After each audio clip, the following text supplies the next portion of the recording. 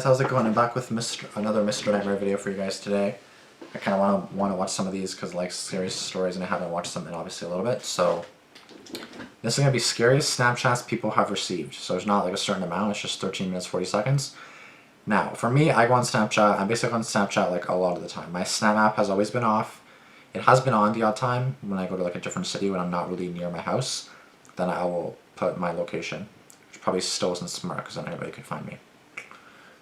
It's just creepy because it's like, it's not like totally accurate, like you wouldn't find exactly where they live with that, but like you definitely could, because it shows like legit what house they're at, and it's like, fuck, that's terrifying. So I was looking at my screen time a couple weeks ago in terms of like how much screen time I've had. My average of this week, March 12th to March 18th, has been 10 hours and 29 minutes. Top 3 apps this week: Snapchat, 28 hours and 53 minutes. I'm not going to say the other one, but the other one is 10 hours, 20 minutes, and then Facebook Messenger is 9 hours, 35 minutes. So Snapchat is the most that I've used. So you guys know I'm on Snapchat 24/7, and that's why my phone always dies. And that's why my phone is always like burning, like up here it's always like burning, because like it always gets my phone super hot. I don't know why it does that to my phone. Is that normal? I have no idea. But yeah. Anyways, yeah, it's honestly kind of scary. Like it's. You gonna charge or not? That'd be fantastic if you could charge. Thank you, sir. Give me a second. There we go. Anyways, yeah. So basically, like Snapchats people have received, and again, I've obviously received my fair share of Snapchats. So, with that being said, obviously, it could scare me what kind of snaps I receive. Anyways, we're going to start recording this now. And we're gonna get going. Wait, I pressed record, right? Sorry, I was getting paranoid of that shit. Thank you. Snapchat has become a staple in today's social media world. It's a convenient way to contact friends and keep in touch with people. But as we've seen over and over on this channel, there can be a few privacy concerns if you're not careful. Let's just jump right into it and look at 3 disturbing snaps people have received and their backstories. Oh, 3 only. Okay, so sorry, one. Bedroom went. Oh, fuck me. No, no, no, no. For the sake of the person who sent me this, I'll refer to her as Maria. Maria has an Instagram account with 5,000 followers, which is a decent amount, and so she gets a good amount of attention on her profile from men. Maria has a boyfriend who has not appeared in any pictures of hers on her Instagram.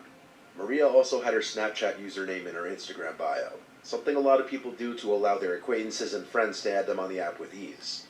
This can also open the door to unwanted contact, though. Yep. Although she didn't add everybody back who added her on Snap, she at one point had her privacy settings set to allow all people to send her messages and snaps, even people. So I actually basically add everybody on Snapchat in a sense. Like, I started adding a bunch of like randos, and then randos would start adding me. Like I would add a bunch of randos and like quick add or whatever. I would accept them, or they would add me back. Then I would receive a bunch of random Snapchat requests, a lot, and I would always accept them. And yeah, there's definitely been some that were kind of weird, blocked, removed, and basically hope nothing else comes from that. But yeah, these videos make me think twice about doing that. People she didn't add back. So, somewhat often she'd receive messages and snaps from random guys, usually guys that followed her on Instagram. One day. In other words, often older and creepy looking. But according to her, even younger guys manage to look creepy by taking weird angled selfies in dark rooms. Usually the snaps were pretty harmless like this, but one day she received a snap that would lead to her getting the police involved. Maria lives with her family, but often stays at her boyfriend's first floor apartment. This location is not known to anybody except for her close friends who know of her boyfriend, making it all the more disturbing when she received this snap. It was a picture taken through the window to her boyfriend's bedroom. At the time the photo was taken, it's hard to see it in the dark, but Maria was in the bed napping, and her boyfriend was in the living room watching football. There was no caption to the Snapchat, making it appear to be some kind of subtle threat. Maria didn't open this snap until much later in the night, while going through snaps she'd received from various people she didn't know. By this time, it was a couple hours after the snap had been sent. She panicked and screenshotted the snap and showed it to her boyfriend. From here, he replied to the account on her phone, asking who is this. Upon adding the person back, They saw the account had a pretty high snap score, which for those of you who may not know, a person's snap score represents how many times they have received or sent a snap. This account having a snap score in the 50,000 range meant That's not that much. Mine's like 450,000. it wasn't likely just a random spam account. That's true. The person replied, John, LOL. Maria's boyfriend replied back, we're calling the police, and John replied, "K, cool, let me know if you need help calling them." After this, the account blocked her.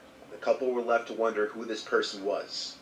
A search through Maria's Instagram followers turned up multiple Johns, but with no last name on the account, it would simply be a guess as to who it Yeah, was. LMAO. That same night, as the couple was sleeping, a crash from the living room woke them up. As Maria's boyfriend ran to check the source of the noise, he found it was the dining room window, which had been shattered, and on the floor was a house brick, presumed to have been taken from a house being renovated down the block. If the couple didn't have a case before, they definitely did now, and they called 911 to report the incident. Now that a police report had been made, police would subpoena Snapchat for information on this person's account in hopes to locate the person. The couple was assigned a detective to their case who was supposed to help in identifying the mystery person. However, as the days turned into weeks, little to no information was given. It did become apparent, however, that the Snapchat account had been either deleted or banned because it... I'm gonna look this up right now. I don't really want to because I'm kind of scared, but I'm gonna look this up.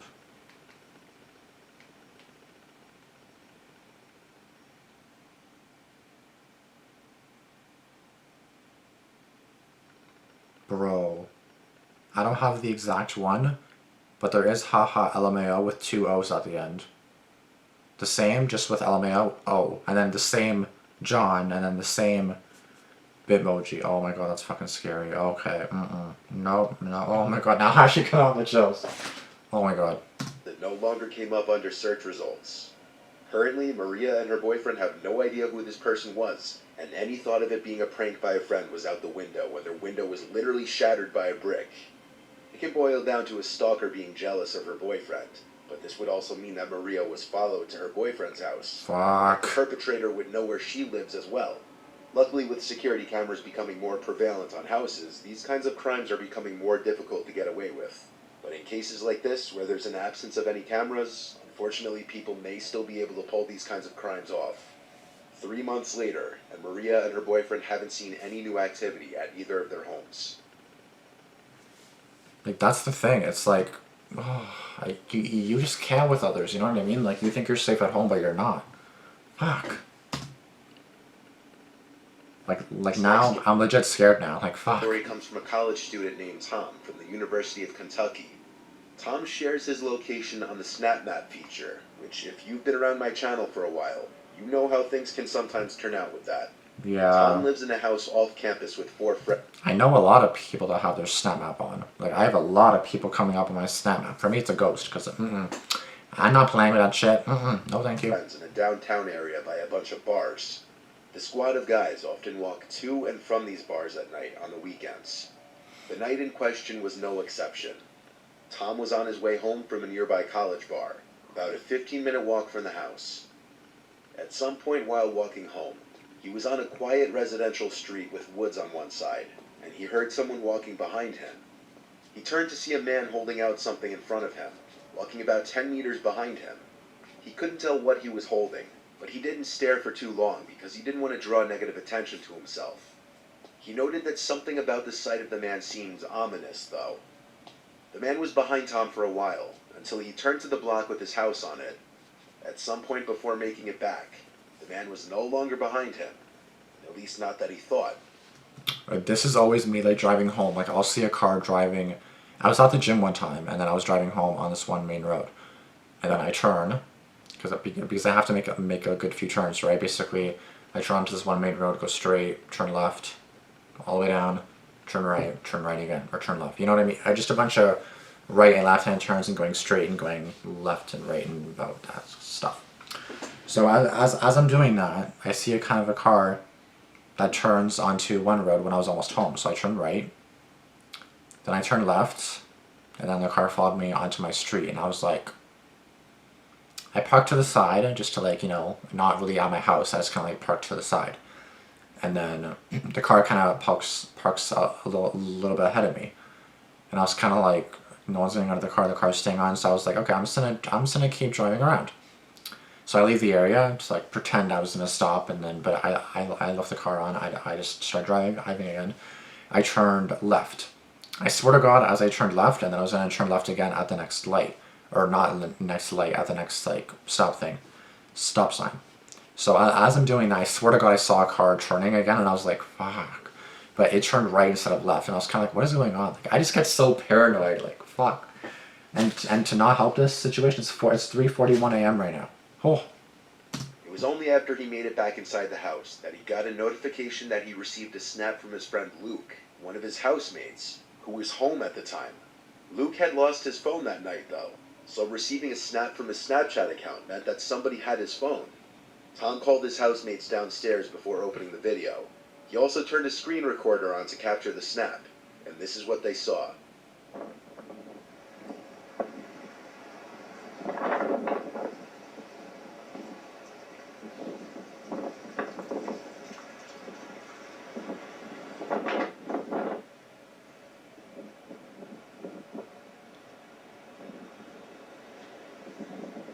The snap was a video of Tom walking down the street towards his house.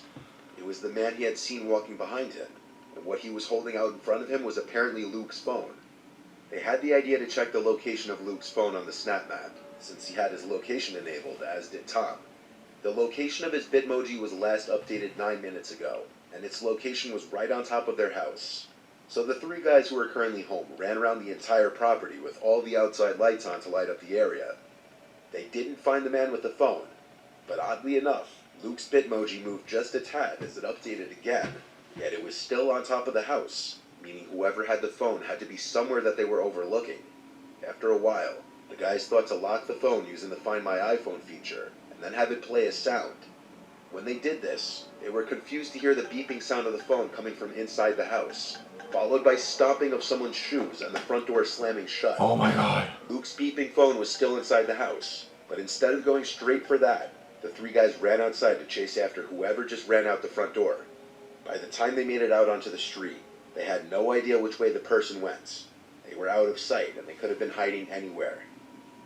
After checking the neighbors' yards, the guys went back inside to retrieve Luke's beeping phone, and Tom claims they found it right in the pantry closet, meaning the man was hiding in there for however long. Holy fuck. At first, one could have maybe assumed that the person who had the phone was trying to return it, until it was discovered that that person was literally hiding in their house. Assuming all the details in the story are true, if I had to guess, the man who had stolen Luke's phone knew who he was somehow, and was following Tom through his SnapMap Bitmoji location, all the way up to their house. There are some missing details though, like how the phone was stolen, what the method of entry to the house was, and if Luke and the rest of the guys in the house had any sort of enemies or people out to get them. No police action was taken apparently.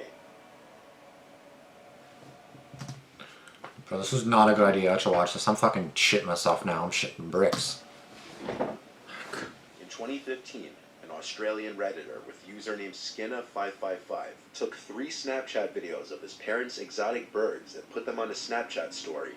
What followed next was downright disturbing.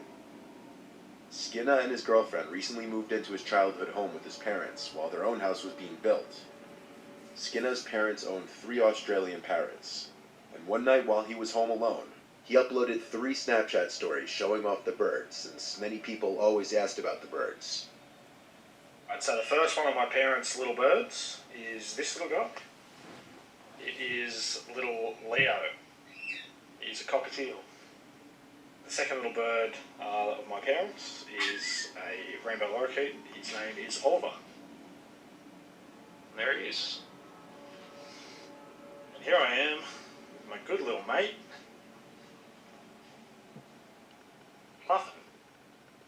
About 15 minutes after uploading the videos to his story, Skinna receives a Oh, by the way, the fuck was that in the window behind you? Oh my God, I can't text with from one that. of his friends. And at the bottom of it, it says, "By the way, what was that in the window behind you in the last one?" So after seeing this text, he went to rewatch the clips a couple of times and opened them on his computer to get a larger and clearer view of the videos.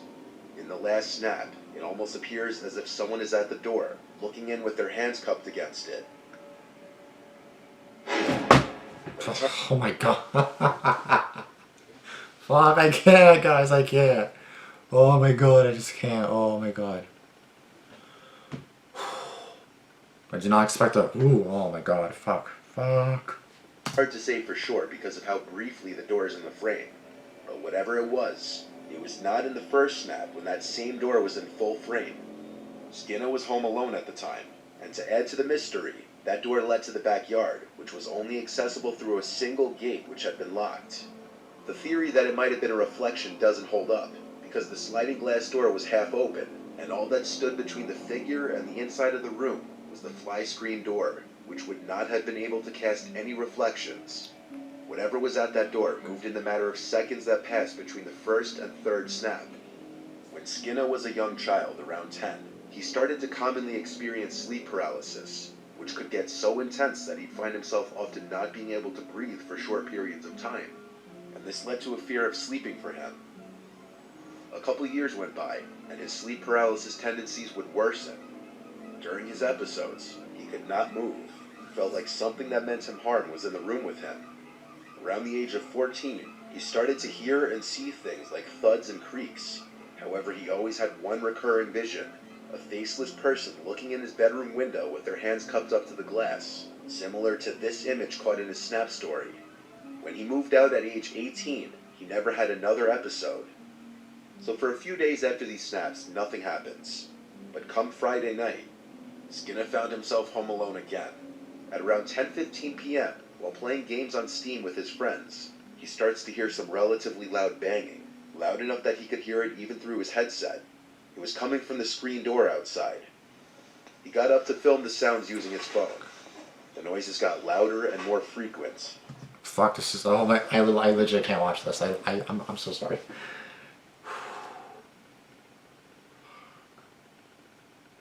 Like, I'm legit like shit. Oh my god, I just can't. This is why I don't want to move out at all, because like if I live alone, I'm gonna cry. Like I will literally, like, I don't even know. I'm just fucking terrified. Especially when it's not like a fake video, when it's like a real video with like real footage. I just get terrified like something's gonna happen here, and I look at the time and I'm like, oh, like I've had experiences where like my sister would come back at like 2 in the morning. She's like, yeah, I'm not coming home tonight, and then all I hear is like, I'm like, I was fucking shitting bricks at that time. Instead of outright opening the curtains and potentially finding himself face to face with someone on the other side, he walked through the kitchen into the laundry room to turn on the outside lights. Like I mentioned earlier, there's only one entry and exit to the backyard, the left side of the house through a locked gate. So with the back lights now on, he went over to a window that looks out to that one exit of the backyard. While waiting and expecting to see someone rushing out of the yard, a loud noise could be heard from outside on the opposite side of the house.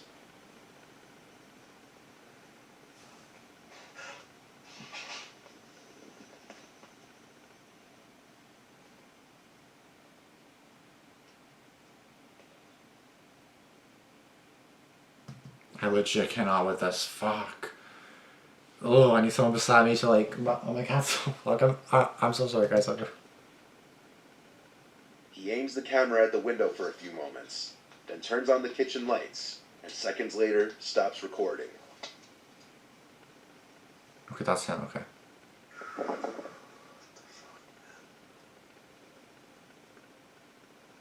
He kept all the lights on until his parents returned home. He uploaded the videos to Reddit, and people started to help in examining the videos. After a few Redditors enhanced the videos, a big mass in the corner was revealed in the dining room. The figure begins to resemble a person. And to make it creepier, that figure is not there at the end of the video. Skinner called the police, and the video freaked even them out. They believed that a two-man team tried to rob his parents while they were away. Theoretically, when one would-be robber broke in and realized Skinner was home, the second one tried to make noise to lure him inside.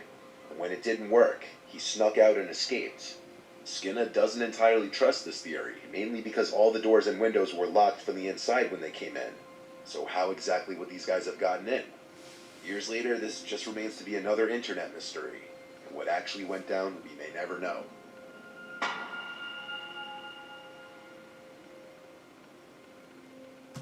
Guys, I legit just don't even know what to say. Shit like this literally, like, not traumatizes me, but it scares the living crap out of me. Oh my god. Fuck, I just can't.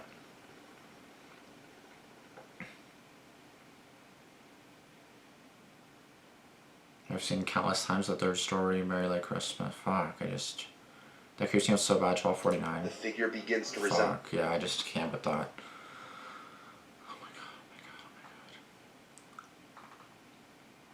It's very likely a hoax. I would hope so.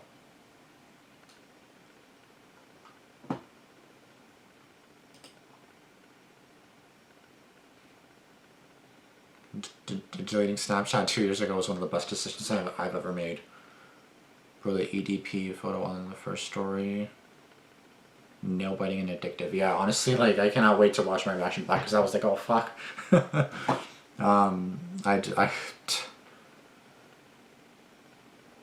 The good news is, in about 3 hours, is once I get daylight. In daylight, I feel safer. So, not that it's safe in daylight, but now that it's 3:51 a.m.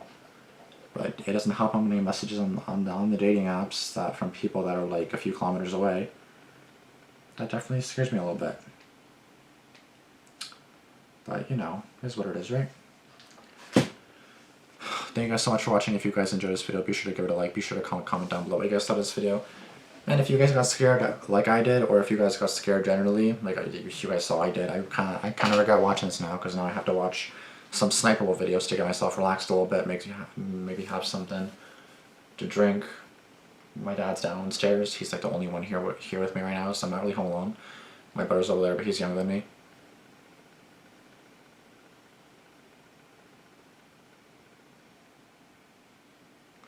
I think my brother might be awake, but it's 4 in the morning, so why the fuck is he awake? That is my brother, right? Oh, I just can't. Fuck. Okay, guys. Thank you guys so much for watching. I don't know what else to say. I'll see you guys in the next one. Pray for me, because now I'm terrified to go to bed. Probably shouldn't have done this in the evening, but this is the best time to do it, because then you get more scared. My cat's just over there, and I'm kind of scared to open the fucking curtain. Fuck. And my best friend went to bed, so I'm legit alone. Like, my dad's downstairs, but like, fuck, still. Okay, I'll see you guys later. I gotta relax myself now. Sorry if I'm being dramatic, but these stories like literally scare me because like I always get sort of terrified with stuff like this because like I don't want to experience any of it, and like it's scary shit. You know what I mean? Like it really is scary shit. So I'll see you guys later. Deuces. Peace. It's okay, Damian. It's okay.